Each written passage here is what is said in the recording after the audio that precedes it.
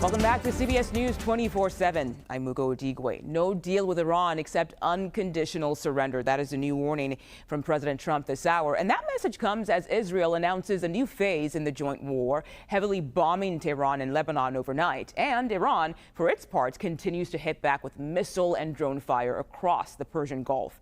Meanwhile, there's new video from the U.S. Central Command. They say it shows Iranian targets being, quote, decimated by U.S. forces.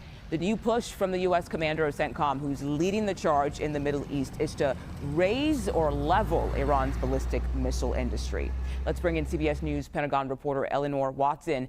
Ellie, before we get to what we heard from the admiral, you have some breaking news on Russia's potential involvement in this conflict? Yeah, Mugo, multiple sources tell CBS News that Russia is providing Iran with information about U.S. positions in the region. A partnership between Iran and Russia is not necessarily new. We saw Iran provide hundreds of Shahed drones, the type of drones it makes, to Russia for Russia to use in Ukraine. But so far in this war, this is the first involvement of some sort of Russian information, and that brings in another party into this war that does threaten to expand. Yeah, and now let's go back to the U.S. looking to, quote, raise or level Iran's ballistic missile industry. What is the next phase in this war?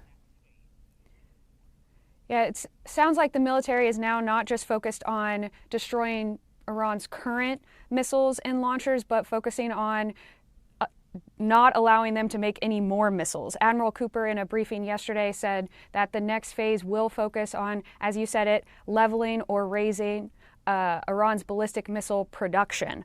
Already, he said the U.S. has targeted hundreds of missiles and launchers, as well as sunk 30 Iranian Navy ships, another objective the military has in this ongoing campaign. In that same update, Secretary Hegseth said even though Iran hopes that the U.S. cannot sustain this war, the U.S., in his words, has enough offensive and defensive weapons to fight for as long as it takes.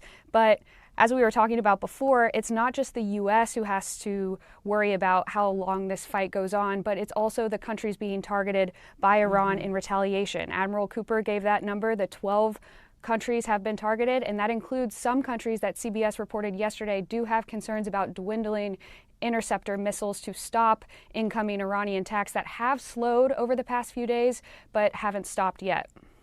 Okay, Eleanor Watson, thank you for your reporting.